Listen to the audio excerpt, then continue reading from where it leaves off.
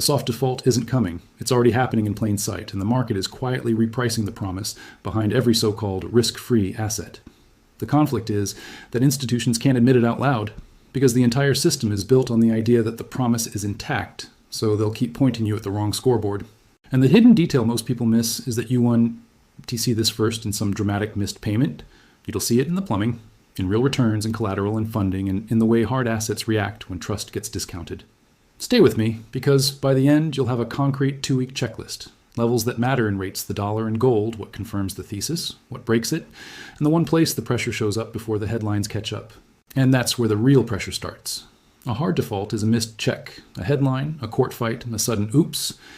A soft default is when the check clears and the purchasing power doesn't. Yes, when the principal is repaid in a unit of account that has quietly been watered down, while the official language still calls it stability. It's not a conspiracy, it's incentives. When debt loads get big enough, there are only a few ways out. Outright default, brutal austerity, or dilution. Outright default detonates the system. Austerity is politically radioactive. Dilution is quieter, slower, and it spreads the cost across anyone holding long-duration promises. You don't need to break the contract if you can change what the contract buys. And the market knows that, even when it pretends it doesn't. But that's not the part that matters. The part that matters is how the cost is transmitted, because that tells you who gets forced to act and when. Soft default lives in 3 levers that move together like gears. First, inflation versus coupons. If inflation and inflation expectations run above your yield for long enough, you're paid, but you're poorer in real terms. Second, rollover dependence. Modern sovereign finance isn't pay it off, it's roll it forever, which means the system is addicted to stable auctions, stable funding markets, and stable demand for paper. Third, policy plus regulation, creating captive demand. Banks, insurers, pensions, and collateral rules that treat sovereign paper as the cleanest instrument on earth. That captive bid makes the system look stronger than it is, right up until funding stress exposes the seams. And the next detail is what flips the whole setup. The hidden detail is that soft default doesn't announce itself with the CPI number you argue about on social media. It announces itself when the bond market, its internal math, stops behaving like a textbook and starts behaving like a crowded theater. When collateral gets scarce, when funding rates jump relative to what they should be, when the safest instrument becomes hard to source at the exact time everyone needs it, that's a signal of strain in the machine. Because this isn't only about price, it's about settlement. It's about who has to deliver what, when, and at what cost. In late cycle regimes, the story moves from macro narrative to market mechanics. And if you're still watching only the headline, you're watching the wrong screen. Here's why right now matters.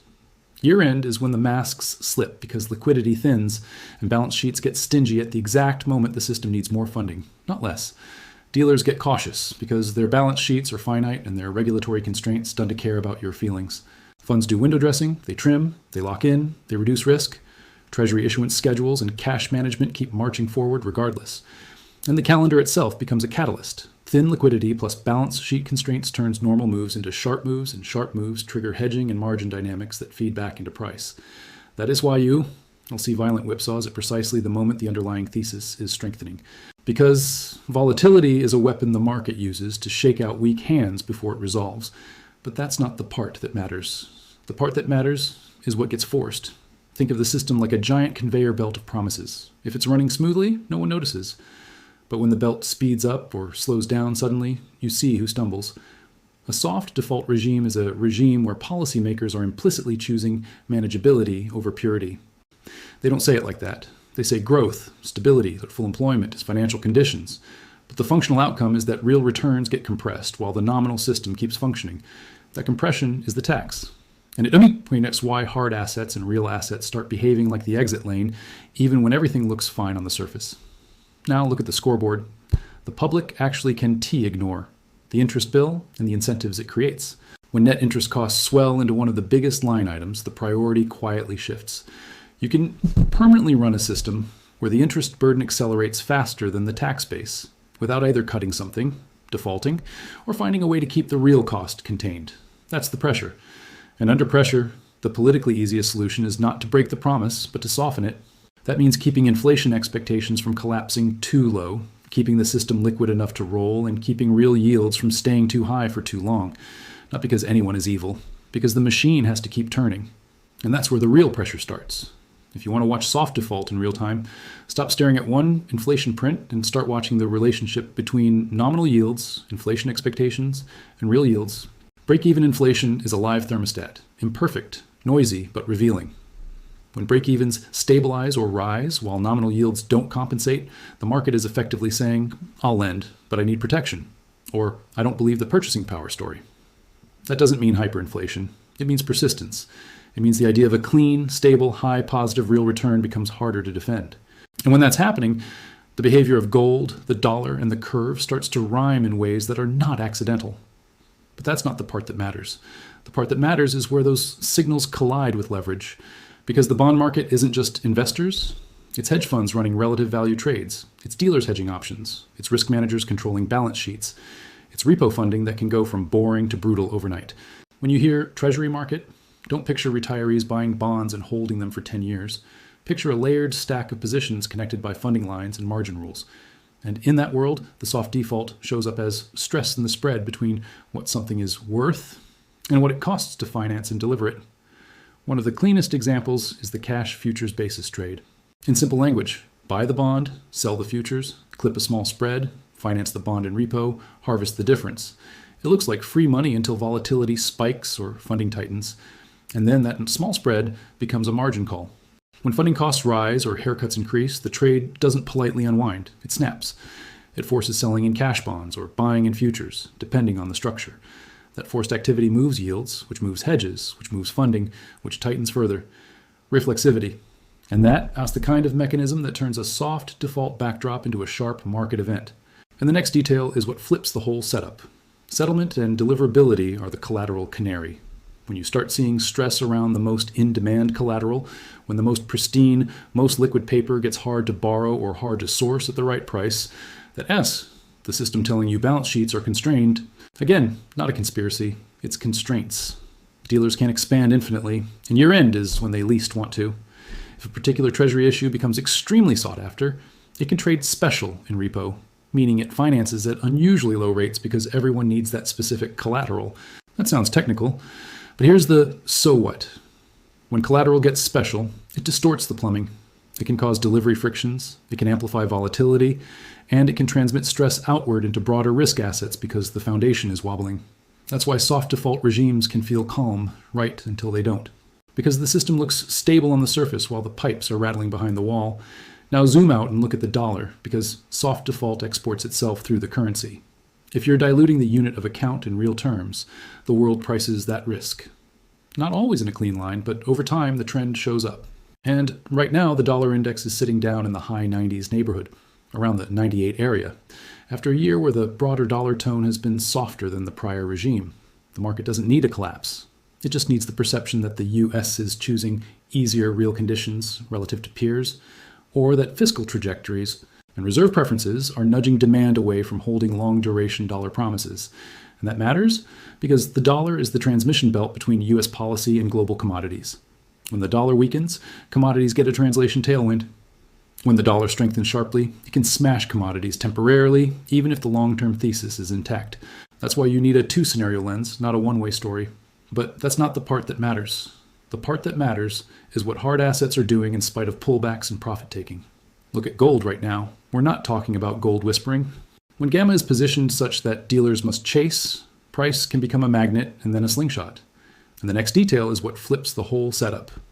People hear soft default and they imagine a slow bleed.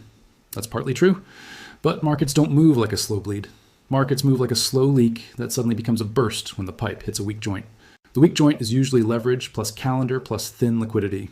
Year-end is notorious for this because flows are distorted. A small impulse can create a large reaction. This week, you have a mix of year-end profit-taking in metals, thin liquidity, and investors staring down early year catalysts like central bank communication and the first big calendar events of January. That combination is perfect for whipsaws. It's also perfect for false signals, which is why you need the psychology shield right now, not later, because the market will try to emotionally liquidate you even if you're directionally correct. It will do it with headline bait and sudden intraday reversals. It will do it with it S over narratives on red days, and you missed it, narratives on green days.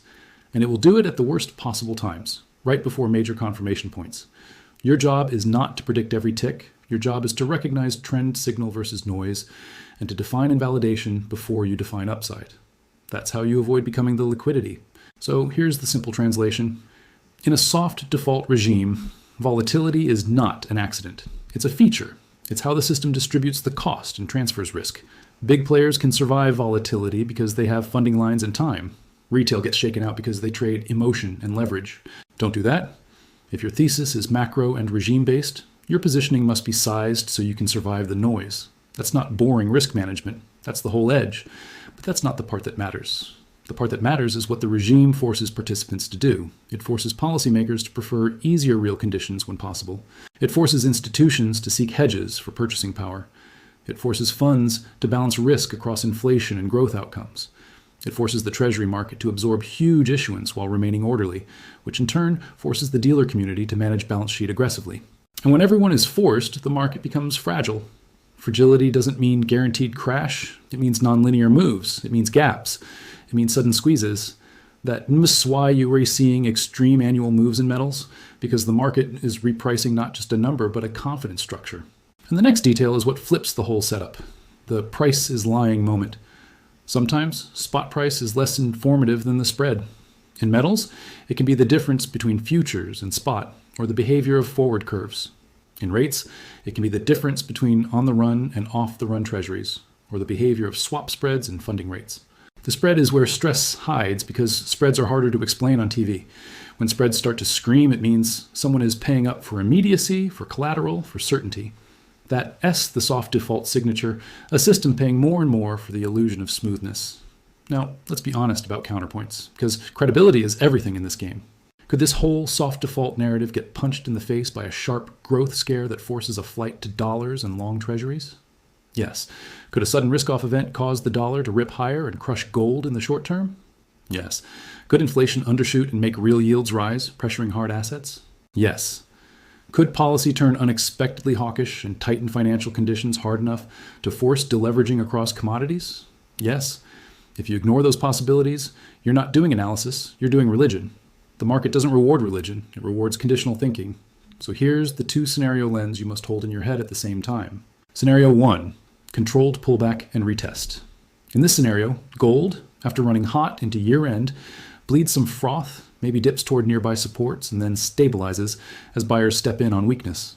The dollar stays soft but choppy, the 10-year yield stays contained around the low fours, and inflation expectations remain steady. This is the regime intact scenario. It feels boring day to day, but it's powerful because it builds a base at elevated levels. Scenario 2, continuation squeeze and gap risk. In this scenario, thin liquidity plus options positioning plus a catalyst, maybe a policy signal, maybe a funding hiccup, maybe a geopolitical flare, causes gold to punch back toward recent highs quickly, potentially gapping in off hours. The dollar fails to reclaim key levels, real yields compress, and the market scrambles for protection. This is not guaranteed, it's not a promise. It's a warning. In a regime where trust is being repriced, moves can be violent even without news. And that's where the real pressure starts. Now let's get extremely practical, because the audience that survives is the one that knows what to watch next. Over the next week or two, you want a checklist across 3 dashboards: rates, the dollar, and gold. Start with rates. Watch the 10-year yield around the 4, one area as a reference zone. You don't need the exact tick, you need the behavior. If yields grind lower while break-evens hold steady, real yields are compressing. That's supportive for gold and for the soft default read. If yields jump sharply higher while break-evens fall, that's real yields rising. That can pressure gold and signal a temporary tightening impulse. Watch the shape of moves. Slow grind is one story, sudden spikes are another. Sudden spikes often mean forced flows, and forced flows are where opportunity and danger live. Next, watch the dollar index around the high 90s, roughly the 98 region, as a live battleground. If the dollar cannot reclaim strength and instead remains heavy, that's a tailwind for hard assets, and a signal the market is comfortable discounting the unit of account.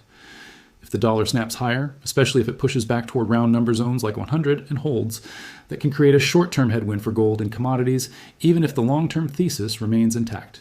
The dollar is the whip, respect it. Finally, watch gold itself. After a hot run and some year-end profit-taking, levels around the mid-4400s have been the immediate area traders are staring at, with the recent high zone in the mid-4500s as the supply test. The behavior around those zones matters more than your feelings about them. If gold dips and immediately finds buyers, quick recoveries, strong closes, That's demand. If gold breaks key supports and can't reclaim them, that's a warning that positioning is unwinding harder than expected. And if gold reclaims highs with speed and thin liquidity, treat it with respect, because that's how gaps happen. But that's not the part that matters. The part that matters is invalidation. Here's a clean invalidation framework for the soft default trade expression through metals. If the dollar stages a sustained rally and real yields rise meaningfully while inflation expectations fall, the soft default premium can compress, at least temporarily. In plain language, if the market suddenly decides purchasing power is safe again and cash pays in real terms, gold can deflate. That doesn't erase the long-term story, but it changes the near-term trade. Conversely, confirmation comes from persistence. Steady or rising inflation expectations, contained nominal yields, softer dollar tone, and gold holding elevated levels even through pullbacks. Persistence is the regime signal. Spikes are the noise. And the next detail is what flips the whole setup. How volatility will be used against you. You will see days where gold sells off hard and the commentary will tell you the entire thesis is dead. You will see days where gold rips and the commentary will tell you it's too late. Both are designed to push you into the worst decision at the worst time. The market's favorite trick is to punish late chasers and early panic sellers in the same week. The cure is simple but not easy. Pre-commit your horizon, define your levels, size so you can survive, and treat headlines as entertainment unless they change the mechanics. Mechanic changes are things like a sharp shift in real yields, a violent dollar regime change, a funding market disruption, a policy pivot that changes the path of liquidity, or clear evidence that physical demand is collapsing. If you don't see those, a red day is just a red day, and that's where the real pressure starts. Let me translate the entire soft default idea into one sentence. You can actually trade around. The promise is being kept in nominal terms and being renegotiated in real terms. That renegotiation is why gold can be near record highs, while people still argue whether inflation is solved. It's why the dollar can drift while the system still functions. It's why bond market plumbing matters more than speeches. And it's why the most dangerous moments are not the obvious crises. They're the quiet weeks where the calendar and positioning set the trap. Right now, you're sitting in one of those windows. Year-end thin liquidity, profit-taking, and a market that has already repriced hard assets dramatically this year. That combination is exactly where weak hands get washed out and strong hands accumulate. Not because of magic, because of forced behavior. Because some players must de-risk by date and other players are happy to buy from them if the regime's signal remains intact. So here's the final piece, the subtle community CTA. Because the only way to win in these regimes is to think like a risk manager, not a headline consumer. If you're the kind of investor who wants mechanisms instead of narratives, who wants levels and invalidation instead of hype, and who can sit through noise without getting emotionally liquidated, then you already know what to do. Keep your checklist watch real yields. Watch the dollar watch how gold behaves on pullbacks and refuse to let volatility steal your conviction or your capital. And if you want, drop your 2-week watch list in the comments. Your key level for the 10-year, your line in the sand for DXY. And your trigger level for gold, because the fastest way to sharpen your process is to compare notes with people who are watching the same plumbing, not the same headlines.